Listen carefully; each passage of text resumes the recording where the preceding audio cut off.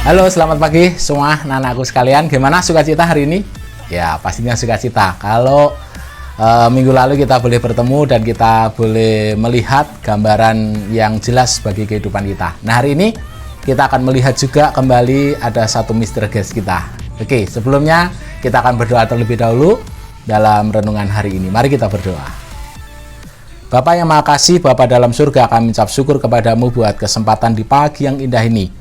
Kami boleh diberikan kecerahan hati, pemikiran yang jernih, dan kami boleh diberikan kesehatan, kekuatan. Kalau kami boleh melewati hari-hari kami, dan hari ini kami bersyukur, kami boleh mengenal pribadi Engkau. Tuhan, kami mau belajar firman-Mu, dan kami mau mengerti. Kiranya Engkau beri hikmat kami, dan kami boleh belajar bersama kesempatan di pagi hari ini. Kami mengucap syukur, dan kami terima firman-Mu hari ini. Haleluya. Amin. Oke, anak-anakku, sering kalian mungkin main ada yang PUBG game ya istilahnya, kalian juga main Mobile Legends dan lain sebagainya. Dan bahkan ketika kalian melihat video, kalian melihat film, kalian melihat sinetron, ada pepatah mengatakan gini, lakon itu menang carry gitu ya. Artinya pemenang itu di akhir. Kenapa ya pemenang itu nggak di awal gitu ya? Nah, kalau kita lihat fenomena ini berarti seorang yang akan menjadi pemenang itu bukan berarti selalu enak gitu ya. Kadang-kadang di tengah perjalanan dia melewati yang susah, yang dia melewati sesuatu yang sengsara, bahkan sampai hampir mati lah boleh dikatakan gitu ya, diambang. Tapi sinetron misalnya contoh itu ya, di mana sutradara membuat sedemikian rupa, tapi pada akhirnya endingnya adalah dia menang. Dia bisa menjadi seorang figur yang baik, dia menjadi seorang yang dibanggakan seperti itu. Nah, kita melihat seorang figur misteri guest pagi hari ini. Kita akan mengambil satu tema, siapakah dia? Nah, siapakah dia? Kalau kita melihat seorang yang misalkan ada seorang yang ditutupin, terus kemudian kalian suruh ini kira-kira siapa gitu ya, tebak-tebakan misalkan, ini siapa, kalian pasti akan bertanya, ini laki atau perempuan dulu gitu ya kan, kamu laki, dok mungkin gitu ya, kalau tidak berarti dok kan gitu ya, misalkan dok laki-laki, terus kemudian pekerjaannya apa kamu sebutkan sampai dia kata dok gitu ya, artinya sampai betul. Nah, untuk mengetahui dia siapa sebenarnya di balik tirai itu, kalian harus banyak hal yang kalian harus tanyakan.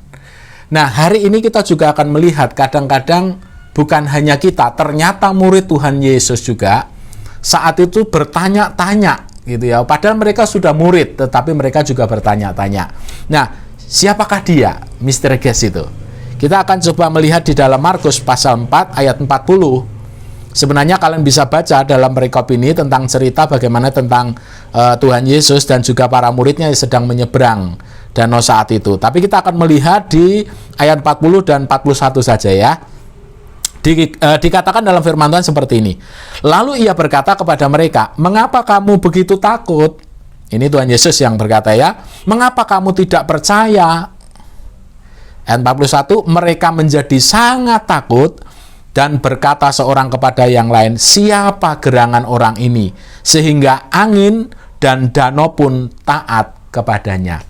Siapa gerangan orang ini? Mungkin kita segera sempat bertanya, siapa sih Yesus? Kenapa dia melakukan itu? Gitu ya. Nah, hari ini kita akan melihat satu pribadi yang menjadi misteri guest kita. Kenapa saya katakan menjadi misteri guest bagi kita? Karena ini harus muncul dari dalam hati kalian sendiri nih. Siapa sih Yesus itu sebenarnya menurut kalian? Kan seperti itu. Nah, kita melihat di ayat ini bahkan murid-murid loh kalau kita lihat ya. Murid-murid Tuhan Yesus yang demikian sudah berhari-hari, berbulan-bulan dia bersama Yesus, tahu mujizat kuasanya gitu ya. Bahkan ketika mereka menyeberang, Yesus itu kan sedang tidur nih di perahu di bagian belakang, sedangkan mereka mengayuh dan berlayar itu, dan ada ombak yang besar, ada prahara saat itu, dan dia Yesus bangun gitu ya. Yesus, apakah engkau tidak mengasihi kami? Apa yang kita akan mati, seperti itu. Ketika Yesus bangun, dia berdiri, angin berhentilah, diamlah, dan semuanya diam tenang. Murid-murid sampai tadi terkaget-kaget sampai katakan apa?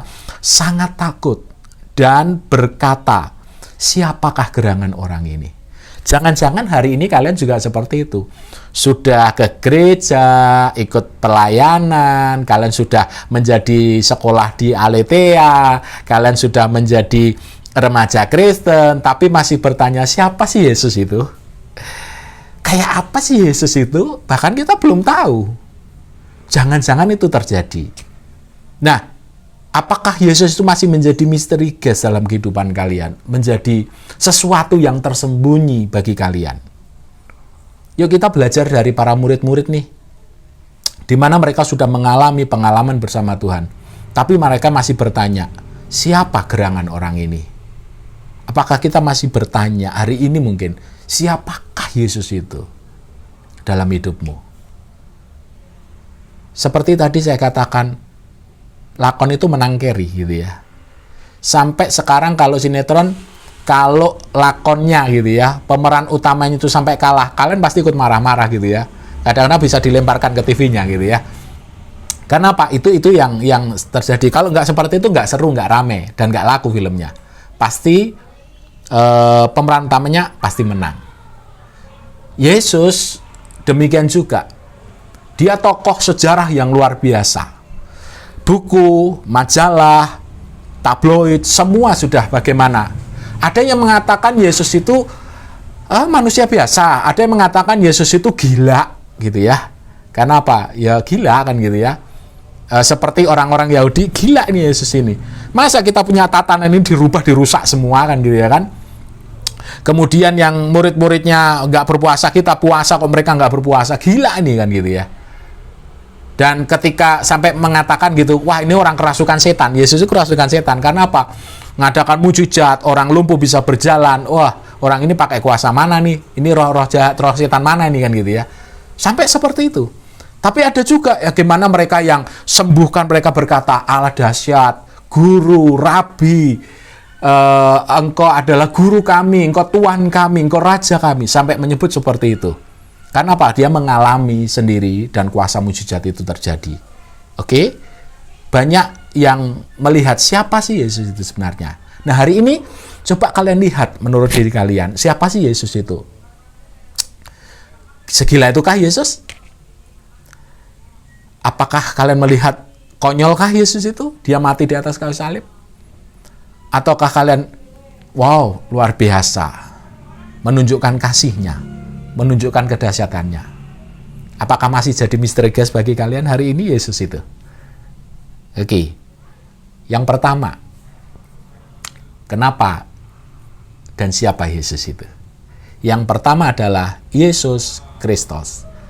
Yesus itu adalah Kristus. Yesus itu adalah Mesias.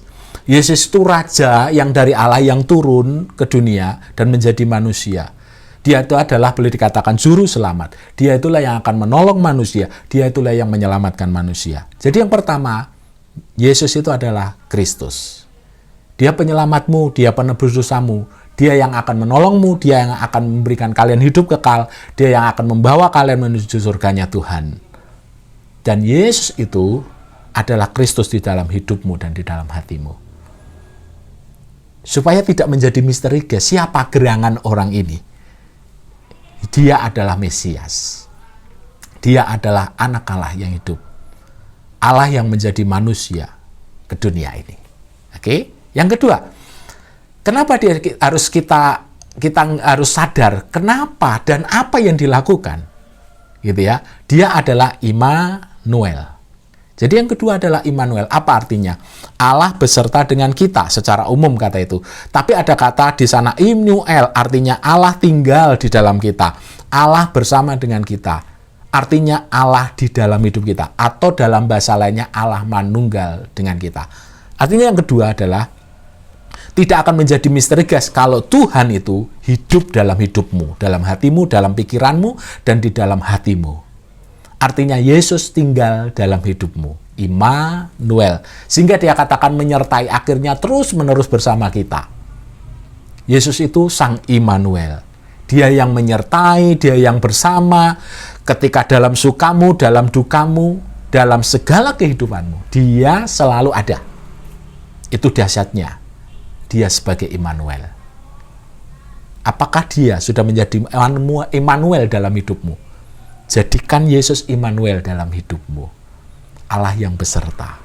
Ketika dalam ketakutan seperti para murid-murid ini, percayalah bahwa untungnya Yesus di dalam kapal itu, dalam perahu itu, sehingga katakan, Tuhan tolong kami, sehingga angin pun reda, dan mereka melihat di situ kedahsyatan Tuhan. Dia akan mengadakan kuasa dan mujizatnya dalam hidupmu ketika kalian percaya, Yesus menyertai kalian. Yesus ada dalam hidupmu, Yesus ada dalam hatimu. Itu yang kedua. Yang ketiga, yang terakhir adalah kenapa misteri gas itu tidak akan menjadi misteri gas kita, misteri gas lagi dalam hidup kita. Dan kita tidak perlu bertanya, siapa gerangan orang ini? Karena apa? Dia ada dan dia adalah salah satu di antara kita. Karena apa? Dia sudah menjadi manusia. Dia bukan jauh di sana, tapi dia imanen dalam hidup kita. Dia ada di antara kita. Kenapa Yesus harus ke bumi? Supaya dia tinggal dan bersama-sama dengan kita. Dan tinggal di antara kita. Dan menjadi sama seperti kita. Dia telah datang dunia ini mengosongkan dirinya dan sama seperti manusia. Bahkan jadi hamba di sana. Dan menanggung semua beban dan dosa manusia. Dijadikan hamba dosa. Karena apa? Di semua dosa kita ditanggung oleh dia. Itu kenapa dikatakan luar biasanya. Dia yang luar biasa bagi hidup kita ini. Jadi, anak-anakku sekalian, mari hari ini kita melihat Yesus itu ternyata ada di antara kita. Dan dia adalah dari antara kita. Karena apa? Dia sudah menjadi manusia. Dia pernah jadi manusia dan sekarang sudah di hadapan Bapa. Tapi dia pernah menjadi manusia. Dia ada di antara kita. Dan dia dari kita. Oleh sebab itu, jangan khawatir, jangan takut seperti para murid dan berkata, siapa gerangan orang ini? Percayalah dia adalah Kristus, Mesias. Anak Allah yang hidup yang sudah turun dan menjadikan hidup kita menjadi anak-anaknya juga. Yang kedua, karena dia adalah Immanuel, Sang Immanuel, dia yang beserta, dia yang tinggal, dia yang manunggal dengan kita. Dan yang ketiga, dia ada di antara kita. Dan dia salah satu dari kita. Karena dia manusia yang menghantarkan kita kepada Bapa. Kenapa bisa menghantarkan? Karena dia datang daripada Allah sendiri. Yohanes 14 di sana katakan, aku akan pergi dan aku akan datang kembali untuk menjemput kalian. Menjemput anak-anakku sekalian dan saya pergi ke rumah Bapa di surga. Apakah hari ini masih menjadi misteri gas dalam hidupmu? Siapa Yesus? Lihat ayat ini. Dia adalah Kristus. Dia adalah Immanuel, dan dia adalah satu dari antara kita. Karena dia manusia Allah, dan dia yang sudah datang kepada surga kembali. Dia memberikan jalan bagi kita. Ingat, kemarin kita sudah merayakan Paskah. Ketika Yesus bangkit, Maria ketika masuk dalam kubur, dia nggak bertemu, dan dia melihat menengok ke belakang dan ada seorang dan dipikir tukang kebun. Dan ternyata dia Yesus. Kepedihan, kesusahan membuat mereka tidak bisa melihat kalau itu Yesus. Dan ketika berkata, Maria ketika disebutkan, dia mengenal ini suara Yesus. Dan ketika mau megang, Yesus berkata, jangan kamu pegang, aku akan kembali kepada Bapa dulu. Kasih tahu saudara-saudara kita, nanti kita akan bertemu di Galilea. Artinya apa? Yesus pergi ke surga, dan dia juga datang ke bumi, artinya dia tahu jalan ke sana. Oleh sebab itu, mari jangan khawatir hari ini dan jangan takut. Dan jangan bertanya lagi, siapa gerangan orang ini? Tapi, janganlah menjadi misteri gas lagi. Yesus benar-benar nyata ada dalam hidup kita. Mari kita berdoa. Bapa dalam surga, kami ucap syukur hari ini. Terkadang kami dengan kesusahan kami, keputusasaan kami, tertutupi, menyelimuti hati dan pikiran kami sehingga kami tidak mengenal ada Kristus penolong kami.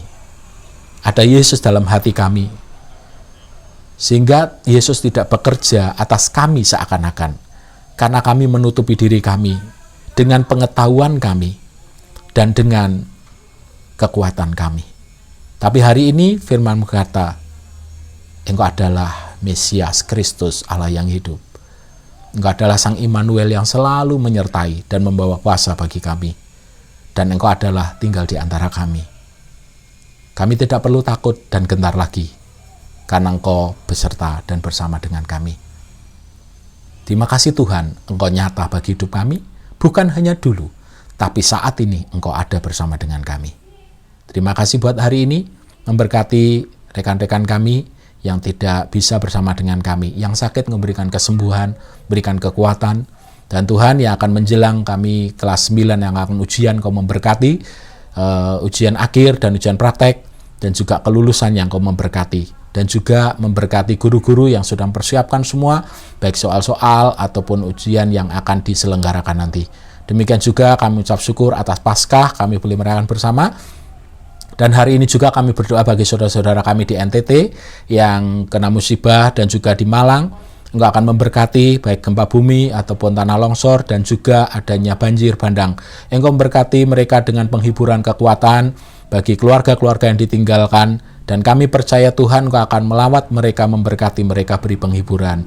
Engkau akan memberkati dengan segala kebutuhan-keperluannya, dengan bantuan sosial yang dipersembahkan oleh anak-anak-Mu. Engkau memberkati semuanya, boleh menjadi berkat bagi saudara-saudara kami di sana. Terima kasih, kami ucap syukur buat hari ini, menaikkan pujian kami, karena Engkau Allah kami, Kristus kami, karena Engkau Immanuel kami, dan Engkau juga adalah salah satu dari antara kami, karena Engkau sudah datang sebagai manusia. Terima kasih, kami ucap syukur, kami berdoa dalam berkat nama Tuhan Yesus Kristus. Amin. Puji Tuhan, Tuhan berkati kita sekalian. Jangan lupa bagi yang terbeban dan ingin memberikan persembahannya, silakan dikirim dengan nomor rekening yang sudah tercantum setelah acara ini. Dan kita akan bertemu di Voice of Aletheia minggu depan dengan berkat yang berbeda lagi. Tuhan Yesus memberkati, sampai jumpa, jaga kesehatan, tetap semangat.